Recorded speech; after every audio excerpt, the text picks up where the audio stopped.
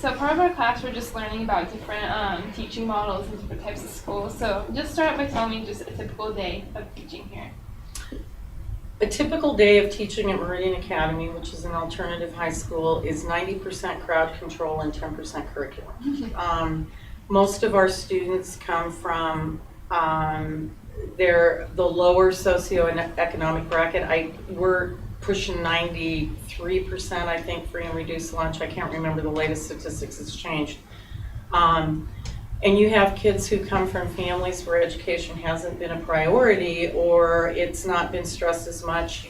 You're dealing with students whose families are split families, they're melded families, they have parents in prison, they have parents in jail, they have parents that have drug and alcohol issues. So they come to us really unschooled in just basic civility. So a typical day for me would be basically having a game plan in place and then basically adjusting as I go. Because you do deal with a lot more behavioral issues, I think, and teaching them how to be a responsible, civilized human being in a classroom. So typical day when I come in is I do a quick assessment around the room to see what moods kids are in. These kids are very easy to read. So if you tell if someone's having a pretty bad morning, then that's when you might conference them out in the hall and say, hey, is there something going on I need to be aware of? Because you're not going to get through to them in that kind of a situation. So I'd like to say that I am one of these teachers that has everything lined out lockstep, and that I am able to get through everything that I have planned for every day. But behavioral issues a lot of times get in the way, and so you have to learn to be flexible with that. So that's kind of a typical day. You know, it's teaching and a lot of not only curriculum, but teaching kids how to be human beings. You know, how to have manners, how not to storm out of class because they're upset saying F you as they walk out the door, which has happened a lot with me. And it's not just me, it's a lot of our teachers. You know, they don't know how to handle their anger, they don't know how to handle conflict, and so the first thing they do is lash out. So you do a lot of counseling, a lot of mentoring. Yeah. So that's what comes with that. Okay. Kind of going along with that, what are some of the challenges you have encountered while teaching here? Lack of parental support. That's probably our biggest challenge. Mainly because it would be nice to think that education is a three-legged stool, student, parent, teacher. In our school, we do have, and it's getting better, we are getting a few more parents that are becoming involved. We actually have a parent that wants to start a PTO, which is huge. But it's tough when you call home and you have the student, and I'm going to use the stereotypical student name, Johnny is really acting out in class, he's not performing, he's not turning in his work, what work he turns in is very half-baked, you know, it's not to his best ability, and to have a parent say that's not my problem, that's yours, and hang up is tough.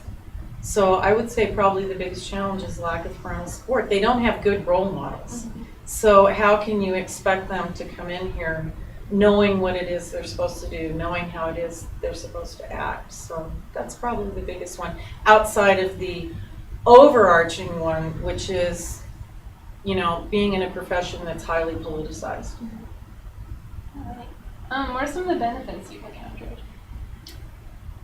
I learn so much from my kids.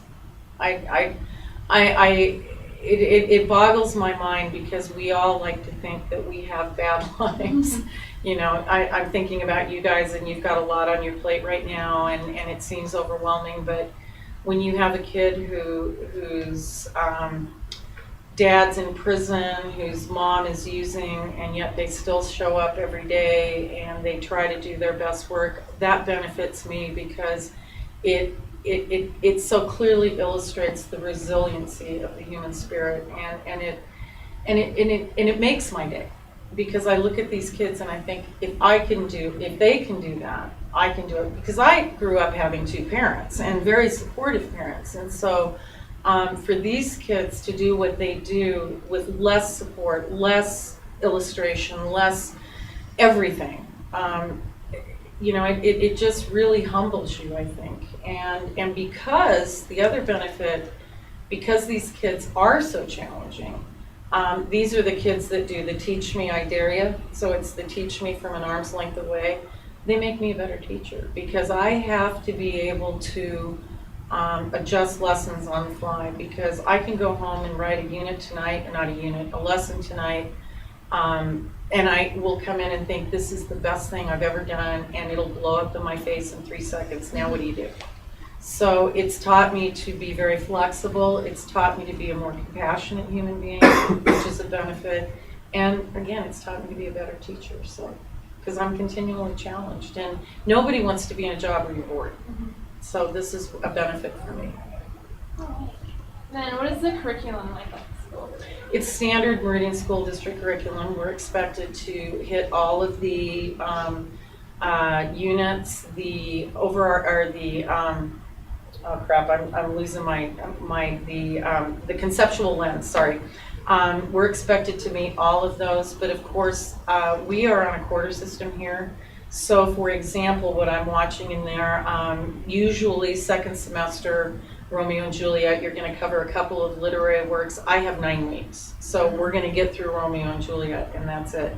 But we are still held to the same standards, the same curriculum as the Meridian School District. Okay.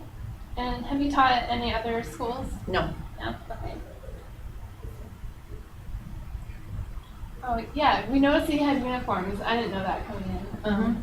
How do you feel they affect the learning environment here? I think it's really good because we do have so many kids that are from lower socioeconomic brackets. I think it levels the playing field. You don't have the kids that are coming in the $300, well, they might still have $300 jeans, but it levels the playing field. And it also takes away a lot of the distractions. For example, I know that for young women that shirts with camisoles are really popular. Well, I'm sorry, I teach 14-year-old boys. Cleavage is a major distraction. So, you know, a t-shirt is gonna help. And they're all the same that way. They're all the same that way. And that's the thing that I like. It makes it easier because I talk to my colleagues who teach in the big high schools, and they battle short shorts, short skirts, cleavage, underwear, you know, because their pants are sagging down past their butt, you know, that kind of thing. So to me, uniforms just make it level. It makes it much easier. There's not the distraction of clothing. And, you know, I think that it sets a standard. We expect you to look this way when you come to school. This is how you're going to present yourself. And a lot of times I get the argument back from the students that you don't have to wear a uniform. And I'm like, and my response to them is, I can't wear jeans. I have to be, my contract states that I have to be professionally dressed. So I do have a uniform. It's just not as specific as yours in that you have the Meridian Academy logo up here. So I think it's a good thing. Is the uniform policy easy to enforce? Are students usually pretty compliant? It used to be.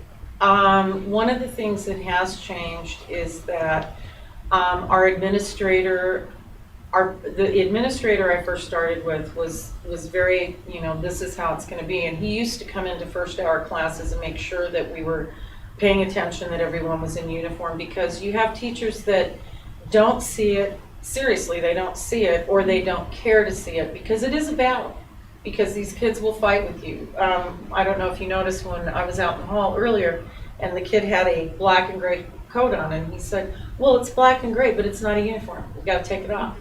And so there is that battle there. What makes it tough is that I have colleagues who don't enforce it. And so they don't enforce it in their classroom, then the kid comes into my classroom, I'm enforcing it, and then I get thrown under the bus. So I get the attitude from the kid, well, in so-and-so's class, I have it this way, but you're the only one that enforces it, and that's not fair. So that part of it is difficult. I mean, we've been doing this since I've been here, so I mean, I can watch him walk through the front door in the morning, and I just know what to look for, and if it's not there, fix it. So I think probably the biggest problem with enforcing it is not so much on my end, but having everybody, as far as my colleagues, on the same page for enforcement. And, you know, teachers are human too, and you learn to pick your battles, and some teachers just don't want to battle the uniform. Well, I'm going to battle the uniform. That's my hill, and I'm going to die on. So. Okay, and then just tell me about it, the uniform code. Our uniform code is anything below the waist is, as far as slacks, we don't allow yoga pants. We don't want the girls in yoga pants. They can wear sweats, but it has to have pockets. They can't wear pajama bottoms.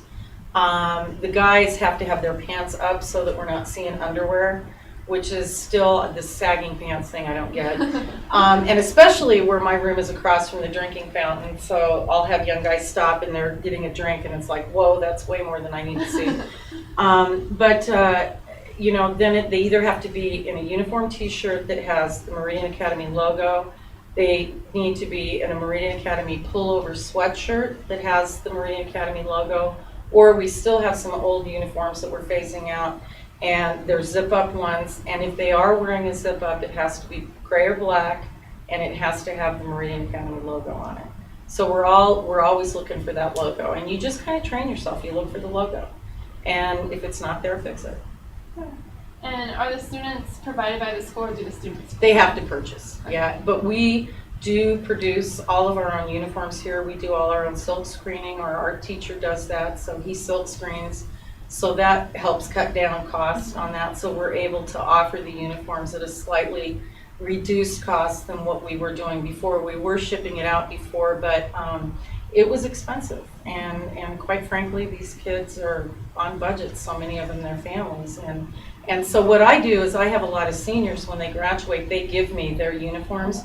So I keep a stash of uniforms in my closet, and if a kid gets caught, and it's like, you can borrow this for the day, because And this is my way of working around the system, because if they go to the office and ask to borrow a uniform, they have to serve a lunch detention. So this is kind of my way of saying, okay, just under the radar here, put this on and just make sure I get it back at the end of the day. So that is part of building relationships with these kids. So. See, that's all the questions I had. Awesome. Okay. Thank you. You're welcome. And Deb's going to